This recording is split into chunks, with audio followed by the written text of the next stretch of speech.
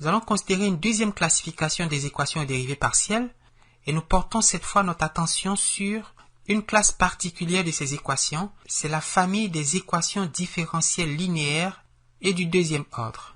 Et ces équations ont la forme générale suivante: a fois uxx plus b fois uxy plus c fois uyy plus d fois ux plus e fois uy plus f fois u égale à g.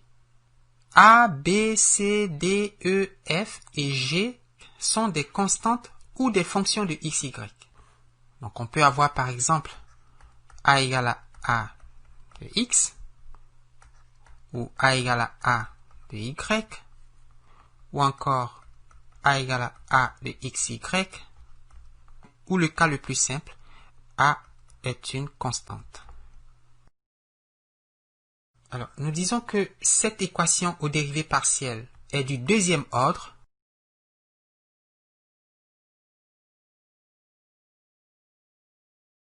Et parce que nous voyons que l'ordre de dérivation le plus élevé, c'est 2. Vous avez la dérivée mixte de u par rapport à x et par rapport à y, qui est une dérivée d'ordre 2, et puis aussi la dérivée partielle de u par rapport à y. Pour que cette équation soit réellement une équation du deuxième ordre, il faut que l'un des coefficients a, b et c ne soit pas égal à 0. Donc, on a a ou b ou c non nul. Si vous avez a égale à 0, b égale à 0, c égale à 0, vous vous retrouvez avec une équation aux dérivées partielles qui est du premier ordre. Ces deux dérivées, ux et uy, sont au premier ordre.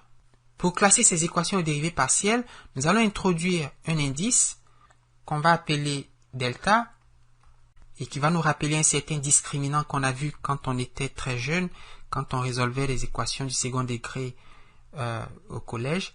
Et ce delta, il s'écrit b carré moins 4ac, où b est le coefficient de la dérivée partielle mixte dans cette équation, a est le coefficient de la dérivée partielle d'ordre 2 par rapport à x, et puis c le coefficient de la dérivée partielle d'ordre 2 par rapport à y.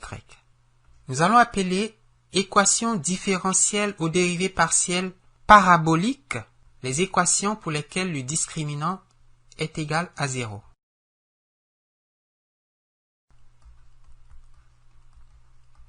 Quand le discriminant est positif, on obtient la sous-classe des équations aux dérivées partielles hyperboliques. Lorsque le discriminant est négatif, on a les équations aux dérivées partielles elliptiques. Les EDP elliptiques, et qui modélisent essentiellement les phénomènes en état d'équilibre. Les Anglais disent steady state systems. Voici quelques exemples d'équations aux dérivées partielles, toutes d'ordre 2 et qui sont linéaires. Est-ce qu'elles sont paraboliques? Est-ce qu'elles sont hyperboliques? Est-ce qu'elles sont elliptiques? Alors si je prends la première équation, je ne m'intéresse qu'aux coefficients a, b et c des dérivées partielles d'ordre 2. D'accord? Je regarde a, b et c. Dans cette équation, a vaut 1, b et c sont nuls. Donc j'ai a égale à 1, b égale à 0, c égale à 0. Et je rappelle que le discriminant c'est b carré moins 4ac. 0 moins 4 fois 1 fois 0, c'est 0. Mon discriminant est nul, il vaut 0. Quand le discriminant est nul, on a une équation différentielle parabolique. Cette équation est parabolique. Pour la deuxième équation, nous avons deux dérivées partielles. D'accord? La fonction c'est u de x t. Nous on a travaillé avec u de x y, donc t c'est comme y. Je peux donc faire passer ce terme à droite. Et donc, j'aurai moins la dérivée partielle de u par rapport à t carré et puis dire que c'est égal à 0. D'accord? C'est la même équation. Et du coup, j'ai a égale à 1. J'ai b égale à 0. Pourquoi? Parce qu'il n'y a pas de dérivée mixte. B, c'est le coefficient de u, x, y. Nous n'avons pas de terme mixte, donc b vaut 0. Et puis, c égale à moins 1. Or, si c vaut moins 1 et a égale à 1, le discriminant c'est b carré moins 4ac. Donc, c'est 0 moins 4 fois 1 fois moins 1. 0 plus 4, ça fait 4. Le discriminant est positif.